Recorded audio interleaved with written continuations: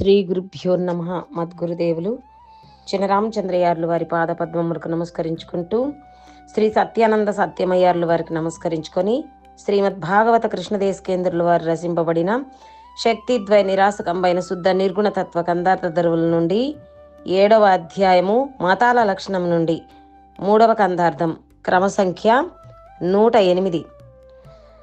కొందరు దశవిధ నాదములందున నభ పంచకంబునందున చక్రాలందున లక్ష్య ధ్యానం బందున హంసందు బుద్ధి నాటింతురోయి యోగములందు నటింతురోయి అంది సిద్ధుల చేత ఆనందింతురు కొంద రందారి మనసి బోధందే నీవుండుము నాటింతురోయి యోగములందు నటింతురోయి. శ్రీ గురుభ్యో నమః. ఆత్మానాత్మరకితం అచల పూర్ణోపదేశికం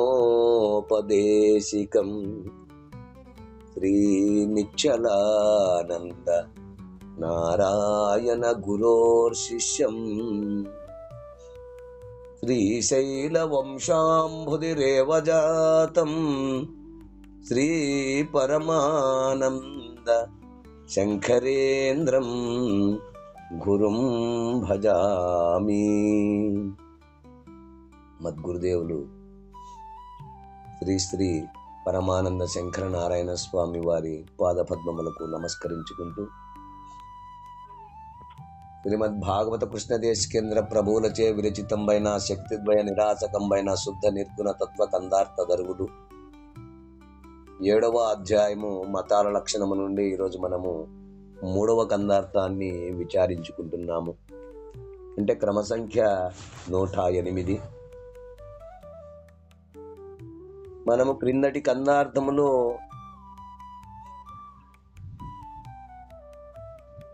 జీవుడు శివుడు వేరని చెప్పగా విని ఆకతాయి బుద్ధిచే అద్వైతులు అంగీకరించెదరు. ఆ సిద్ధాంతమును అద్వైత సిద్ధాంతులు ఎప్పుడూ అంగీకరించరు. ఇక విశిష్టాద్వైతులు మొదట అంగీకరించెదరు, కానీ తర్వాత అంగీకరింతురు. విశిష్టాద్వైతులు మొదట అంగీకరించరు, కానీ తర్వాత అంగీకరింతురు. ఇటు భేదములతో కూడిన మతవాదములను నీవు వినకు, లెక్కలోకి తీసుకోకు. నే బోధించిన రీతిని, అంటే ఈ పరిపూర్ణ బోధన విడిచిపెట్టకుము. గొప్పదైన నిర్మలమైన పరిపూర్ణం యొక్క పొడను గురుముఖత చూచి మతవాదుల జోలి వెళ్ళవద్దు నాయనా, వాటిని పూర్తిగా విడిచిపెట్టుము అంటూ మనము క్రిందటి కందార్థములో విచారణ చేసుకున్నాం. ఇక తదుపరి కందార్థము మతాల లక్షణములో 3 క్రమసంఖ్య 108 మత నిరసన.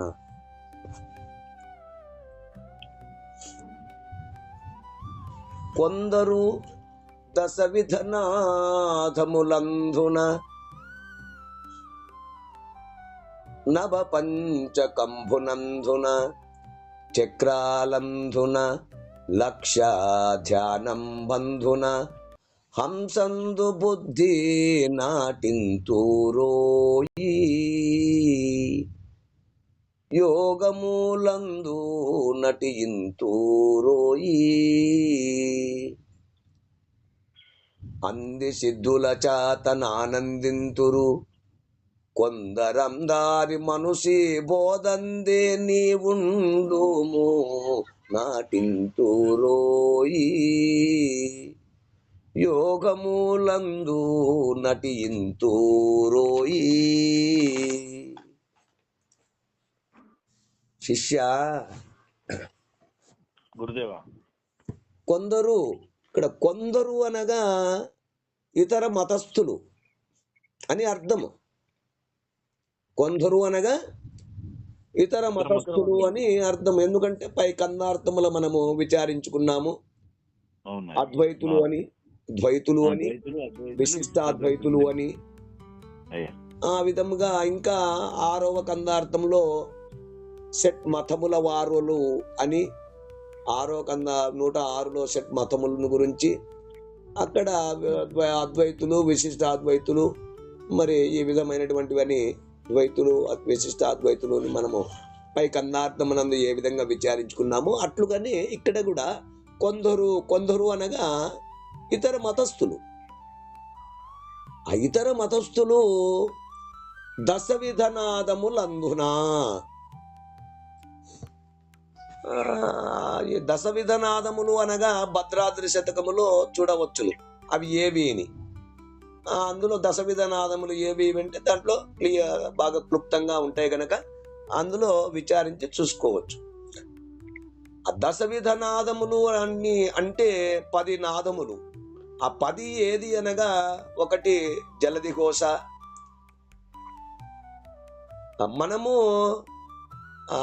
ధ్యానమునందు కూర్చున్నప్పుడు జలధి అంటే నీరు బారేటప్పుడు శబ్దం వస్తూ ఉంటుంది. ఆ నీళ్లు బారేటప్పుడు శబ్దాలు ఏ విధంగా వస్తాయి అంటే మనము కర్ణములు అనగా 2 చెవులు నీ శరీరమునందే వినవచ్చును. ఆ 2 చెవుల్లో యందు నీ వ్రేళ్ళు పెట్టి బాగా గట్టిగా అదిమి పట్టి కాసేపు ఉన్న తర్వాత అంటే దాదాపు ఒక 20 నిమిషాలు, ఒక 30-35 నిమిషాలు దాటిన తర్వాత నీకు బాహ్యమైనటువంటి శబ్దాలు నువ్వు చెవులు అదిమి పట్టి గట్టిగా ఎంత అదిమి పట్టి కూడా ఉన్నప్పటికీ కూడా అవి ఏమైతే అంటే నీకు చెవులు నొస్తున్నట్లు ఉంటుంది గనక సల్లుడిస్తావు. కాబట్టి బాహ్యమైనటువంటి శబ్దాలన్నీ వినపడుతూ ఉంటాయి కామన్గా. అట్లు కాకుండా బాగా గట్టిగా అదిమి పట్టి ఒక 20 నిమిషాలు పైన కూర్చున్నావంటే, ఒక 20 నిమిషాలు కానీ 30-35-40 నిమిషాలు దగ్గర ఒక 40 నిమిషాలు చక్కగా గట్టిగా అదిమి పట్టి కూర్చున్నావంటే నీ శరీరమునందు ఆ నీరు పారేటువంటి ఒక శబ్దము, అంటే నీరు ఏ విధంగా పారుతుందో ఆ నీరు పారేటువంటి శబ్దాలు నీ శరీరమునందు వినపడుతూ ఉంటాయి. అది దాన్ని ఏమంటారంటే జలధి ఘోష, అంటే నీటి యందు శబ్దమును వినినట్లుగా ఉన్నట్లుగా అట్లు నీ శరీరమునందు కూడా వినవచ్చును. ఇక రెండవది ఏంటి అంటే భేరీ నాదము. ఆ భేరీ అనగా బాగా పెద్ద డ్రమ్ము, దాన్ని కొడితే నాదం ఎట్లొస్తుందో అది నీ శరీరమునందు ఉంటాయి శబ్దాలు.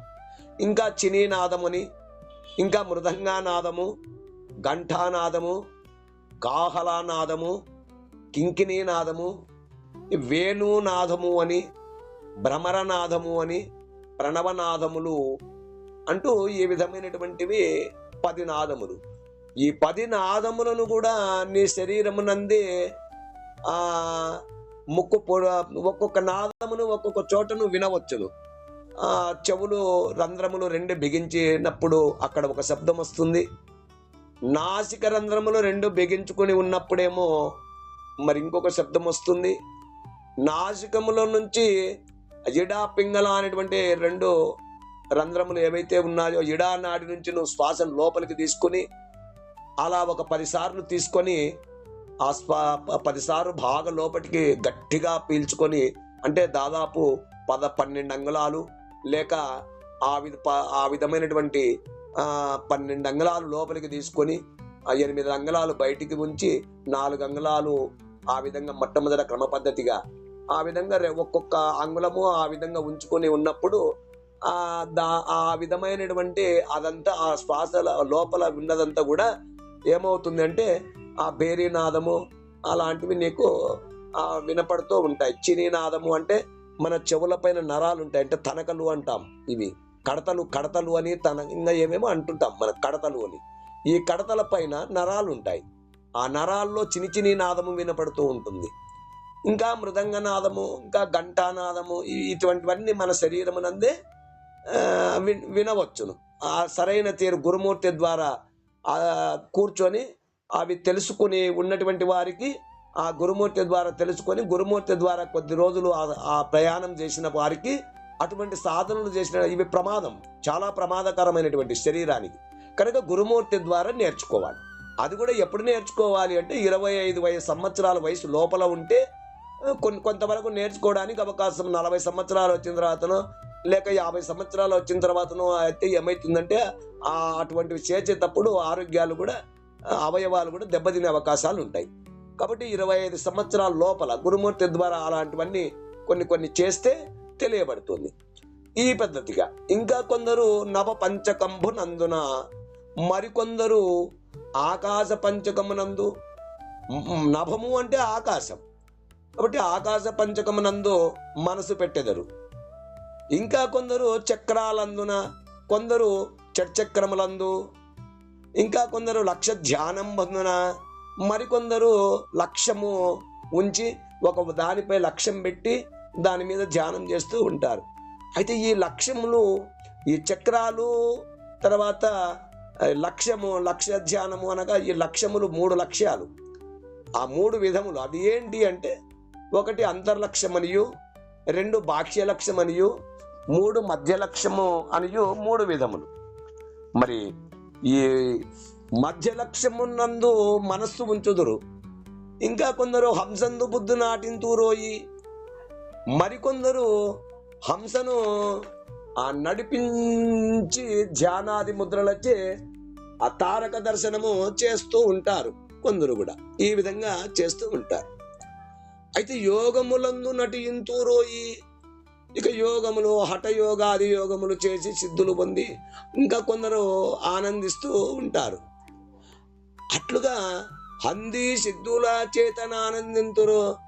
కొందరు అందారి మనసి బోధందే నీవుండము. నాయనా, ఇవన్నీ ఇలా పద్ధతులుగా ఉంటాయి. నీవు మాత్రము ఆ మార్గములందు పోక, నేను పరిపూర్ణ బోధ, స్వచ్ఛందమైనటువంటి ఏ సాధన లేనటువంటి బోధన నీకు నేను ఏదైతే తెలుపుతున్నానో అక్కడ మనకు తెలిపాడు. ఏ సాధన నీకెందుకు, వీసానికి పనికిరా. ఎవరికి చెప్పాడు అంటే అవన్నీ తారకము, ఇవన్నీ చేసి వచ్చినటువంటి వారికి ఇక వద్దు నాయనా అని చెప్పాడు. ఏమీ తెలియకుండా వచ్చినటువంటి శిష్యునికి ఏ సాధనలు చేయవద్దని కాదు ప్రశ్న. సాధన సంపత్తి లక్షణాలు కలిగి అటువంటివన్నీ హతాతో ధర్మ జిజ్ఞాస అని ప్రాకృతి ధర్మములో జీవన విధానాన్ని నడుస్తూ, ఆ విధంగా రెండో వైపున హతాతో బ్రహ్మ జిజ్ఞాస, నేననగానెవరు, మరి దేవుడు అనగానెవరు, ఈ రెండింటి కోసము అనేక సాధనలు చేసి, అనేక ప్రయత్నాలు చేసి, అనేక ముద్రలు చేసి అట్లు సాధించి వచ్చినటువంటి సాధన సంపత్తి లక్షణ పరునికి ఆ గురుమూర్తి గమనించి, ఇక ఏ పద్ధతి వద్దు నాయనా నీకు, వారి మాటలు వద్దు, వారి సాధనలు నీకు వద్దు, అవి ఏవి పనికిరావు, అవన్నీ బాధాకరమైనటువంటివి కనుక నేను చెప్పే బోధ ప్రబోధ ఏదైతే ఉన్నదో ఆ ప్రబోధ మీద నీ మనస్సుంచు చాలు అంటూ ఈ మార్గముల జోలి పోతున్నాయన. అదంతా కూడా మాయా బ్రహ్మమును తెలియజేసేటివే గాని శాశ్వతమైనటువంటి బ్రహ్మమును తెలియచేయజాలవు. ఇదంతా సిద్ధాంతులు, ఎవరు అంటే మత సిద్ధాంతులు చేసినటువంటి నిర్ణయం. మతవాదులు వారి వారి మతములకు సరిపడినట్లుగా వారు వారి శాస్త్ర ఆగమాదులను నిర్ణయానుసారంగా వారు పాటించే హద్దులను నిలబెట్టుకొని ఈ విధంగా కొందరు ఇతర మతస్థులు ప్రపంచంలో పలు రకములైనటువంటి భ్రాంతి విధానాలు, ముక్తి కోసము అనేక విధములైనటువంటి యొక్క మార్గాలు ఉన్నాయి గనక ఇప్పుడు మనం కదా అనుకున్నట్లుగా భ్రాంతి ప్రచారంలో ఉన్నాయి. అందులో నాదోపాసనయే ప్రధానముగా అని కొందరు, ఈ విధంగా దశవిధ నాదములందున అనుసరింతురు.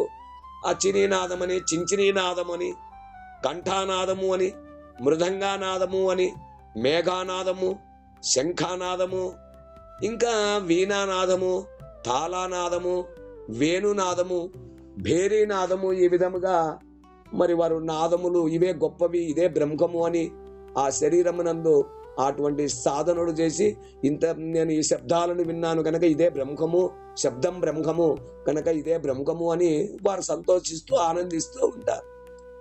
ఇక మరికొందరు నవ పంచకంబనందున ఆకాశ పంచక సంబంధమైనటువంటి వారు వాటిని నమ్ముకొని కొందరు పంచభూతాలను పూజిస్తూ ఉంటారు. భూతాకాశము, ఇక తత్వాకాశము, నిర్వయాకాశము, దఘరాకాశము, మహాకాశము, అంటే ఇవి ఆకాశ పంచక సంబంధమైనటువంటివి అన్నమాట. కాబట్టి ఆ ఆకాశ పంచక సంబంధమైనటువంటివి అంతరేంద్రియములు. 1 జ్ఞానము, 2 మనస్సు, 3 బుద్ధి, 4 చిత్తము, 5 అహంకారము. వీటి సాధనల వలన ఆ జ్ఞానము చేత తత్వ సాధన, అజ్ఞానము చేత ఏం చేయగలుగుతున్నాడు? తత్వ సాధన. మనసు చేత యోగ సాధన, మరి బుద్ధి చేత మత సాధన, మరి చిత్తము చేత భక్తి సాధన, ఇక అహంకారము చేత మంత్ర సాధన గావించచ్చు. ఇటువంటి పలు భ్రాంతులకు లోనవుతున్నారు. ఇక మరి కొందరు చక్రాలందున, ఇక్కడ చక్రాలందున అనగా చక్రాలు ఏవి అనగా మన శరీరమునందు చక్రాలు ఉంటాయి. అయితే ఉంటాయని ఆ సిద్ధయ్య కదా పోయి కక్కయ్య కదా పోయి భార్యని కోసి చూశాడు అన్నట్టుగా చేశారు. ఏమి కనపడవు, అదంతా రక్తం మాంసం తప్ప ఏమీ కనపడదు.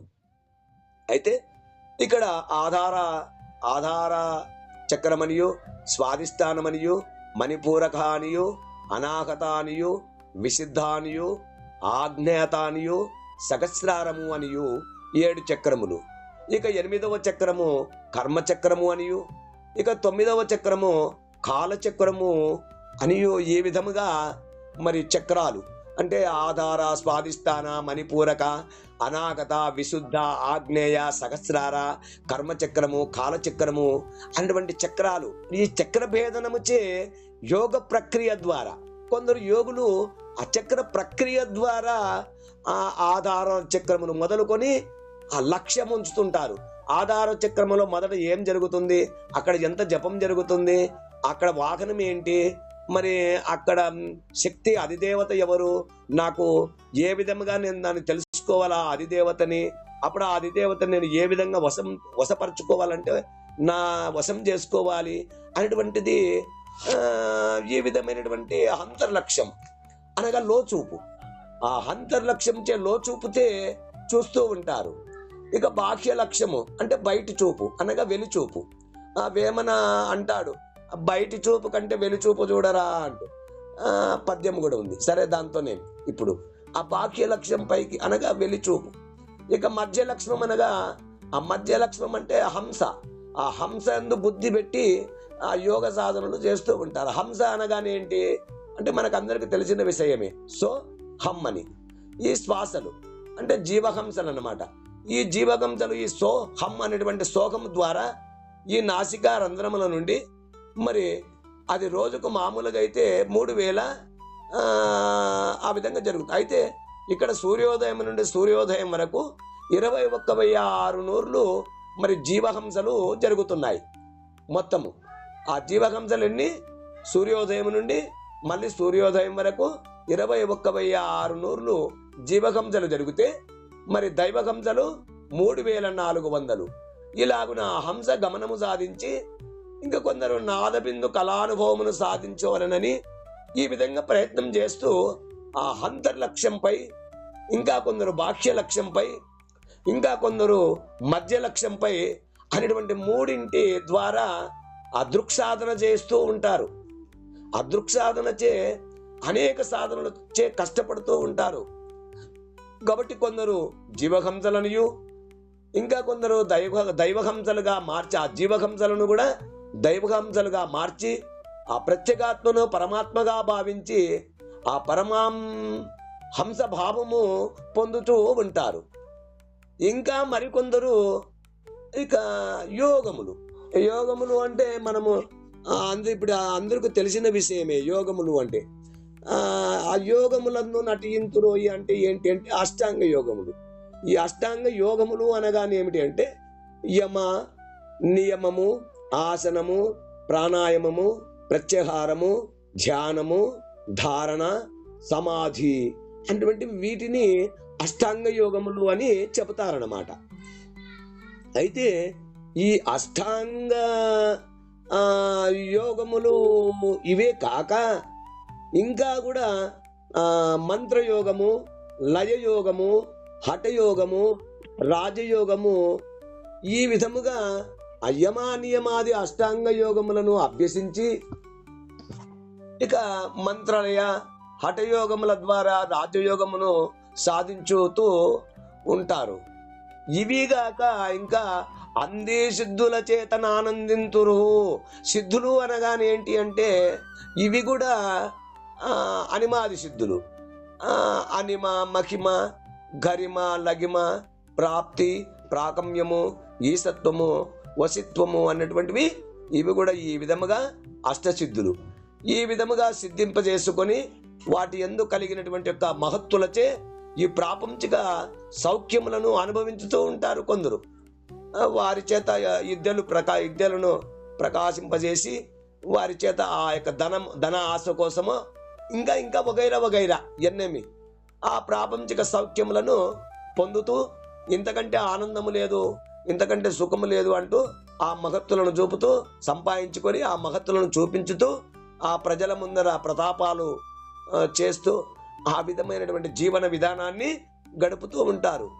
అయితే కొందరు అంధారీ మనసు బోధందే నీ ఉండుము నాయన, అవన్నీ కూడా తాత్కాలిక సౌఖ్యము అంటే తాత్కాలిక సుఖము కోసము చేసేటువంటివే, కానీ అదంతా భ్రాంతిని విస్తరింపజేసేదే, కానీ భ్రాంతి రహితపరిచేది కాదు. కనుక అవన్నీ వద్దు నీకు.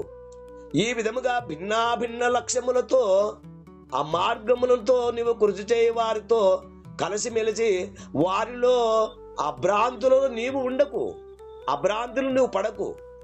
కనుక నేను చెప్పేది ఏంటి, ఈ జనన మరణ భ్రాంతి రహిత సిద్ధాంతమును గురించి తిరిగి పుట్టినటువంటి మార్గమును నేను నీకు తెలియచేస్తున్నాను.